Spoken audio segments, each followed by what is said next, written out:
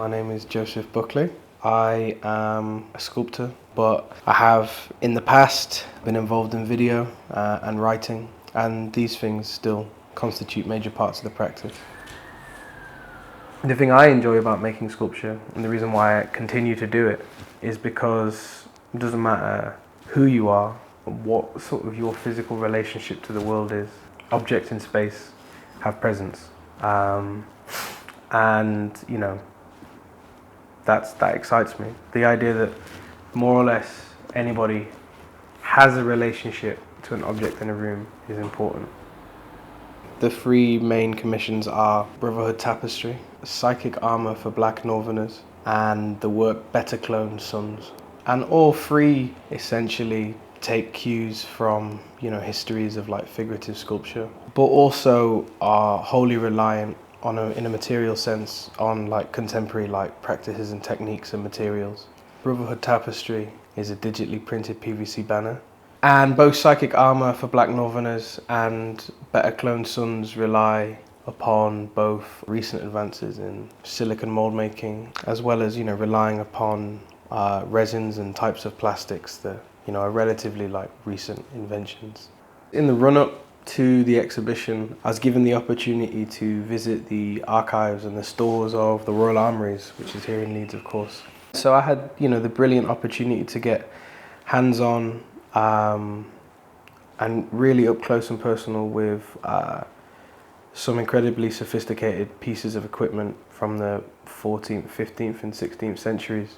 And so to link that to the work that will end up in the show itself, something like Psychic Armour for Black Northerners, takes a lot of cues from, histories, the various histories of like European armour making, whilst also sort of like blending that with the way that those ideas have been received in things like stormtroopers from like Star Wars or Space Marines from like Warhammer. And also again mixing them with like, cues from like British modernist sculpture or West African mass making.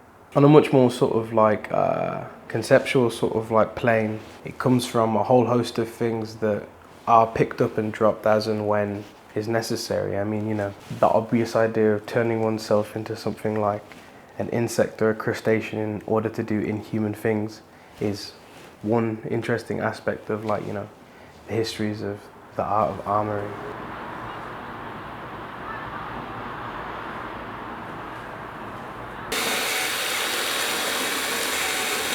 I think for me, especially in a work like Psychic Armour for Black Northerners, the desire and the aim is to take cues from a past that isn't normally allowed to be linked to sort of Black Britain and to people from Black Britain, medieval period and beyond. And to sort of, lift some of those concerns and re-render them into a psychic space, essentially. I think there are other works in the show that deal heavily or trade in discussions or ideas around like, the contemporary like state of nihilism that the world seems to find itself in. But for me, I think that Psychic Armour for Black Northerners is an attempt to kind of maybe find sources of hope in more esoteric places.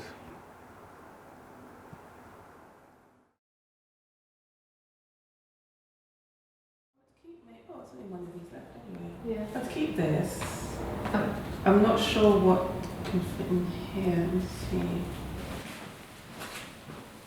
My name is Sonya Dyer. I am an artist, a writer, and I also curate exhibitions and programs. I'm the guest curator of the exhibition 50 Years of Leeds West Indian Carnival. I think the exhibition is very much looking at not only the achievement of maintaining this carnival for 50 years, but also the impact it's had on the city of Leeds and how it connects to broader changes in society and in particular for the Black community and the Caribbean community in the city of Leeds and also in the country more broadly. So you see something that starts off very humbly from a small group of people who really just missed certain aspects of their home culture, and it's then become this huge multi-million pound gift, if you like, to the city of Leeds. So the exhibition is divided into rooms, and each room tells a different part of the story of Leeds West Indian Carnival. So for example, in room 1, we start at the beginning. So there's photographs of the committee over various years, but also other ephemera and kind of a series of firsts. So the first baby in the pushchair competition winner, the first Juve trophy, which is also apparently the only Juve trophy awarded so far. And then we move on to room 2, which is looking at the connection between the figure of Yara Santua, who was an Asante warrior, leader, politician, and the way in which her influence has affected a particular carnival design, but also, again, kind of Caribbean diasporic culture more generally. And in that room, we also have some archival materials from Leeds Museum. Room 3, we have a selection of images of queens, and they're really interesting images of different sizes and different intensities, some of which were from professional photographers, some of which were from photographers who've been engaged with Carnival for decades, and some of which have come from family archives. In room 4, we have a whole section on mass music and movement. So looking at the kind of traditional Carnival forms, the masquerader costumes, the steel pans, the drums, and also photographs of movements and the importance of movement, not only in terms of physical movement of bodies, but also in the movement of this culture from its African roots to the Caribbean and then to Britain via Leeds. Then as we move on to room 5, it's really looking at Carnival's civic role. So there are some kind of really quirky and cute images of Carnival figures interacting with perhaps some more establishment figures within Leeds, and also some archival material that speaks to the ways in which the British state, if you like, has interacted with the Leeds West Indian Carnival, and just thinking about the way in which community has embraced Carnival. And then after that, the exhibition is kind of punctuated at the end by a costume called Man on Horseback. And this is a really kind of legendary costume from 10 years ago. So around about the bicentennial of the abolition of the slave trade. And it's by Human Condor, and it's based on an expression that his grandma would use, Man on Horseback, Na see that. And it's really about how to subvert authority. And it came out of the period of enslavement where if you were doing something that the overseer couldn't see you do, the man on horseback, then you can get away with it. And it really speaks to a kind of an urge for liberation and a way of subverting things that are constraining you in order to liberate yourself as well. And so the costume is accompanied by a video of the performance at the Queen Show. And the performance is really a play in 3 minutes. It's of a woman who is enslaved or subjugated, who basically throws the man on horseback off his horse and becomes the conqueror in that situation. So there's something about having the two together that's really special as well.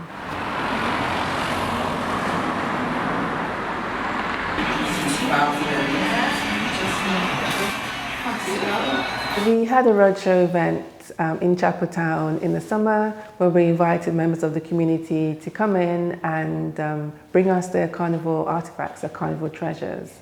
And we had a really lovely response from people who were very generous in sharing not only their artifacts but their stories of their involvement with Carnival. And many of those photographs and trophies and ephemera are actually in the show in various rooms, including in the vitrine in the Shirley Cooper Gallery, which is basically a space for a more direct interaction between visitors and the works. So there's a memory wall where people can share their memories of Leeds West Indian Carnival. There's also a map that's been specially commissioned, which kind of not only maps the roots of Carnival, but also maps the history of Carnival, and that's come out through community involvement and kind of verbatim memory. We also have a table which features a variety of different media. So there's a soca playlist that was put together by Godfather. He's a kind of legendary soca DJ. We also have footage from Carnival Chronicles, which was a project that arose from this 50-year celebration, and also lots of BBC footage there as well. So it's a space where people can come in, they can look at the map, they can share their stories, they can also kind of listen to and watch some of the history of the Carnival as it's unfolded over time as well.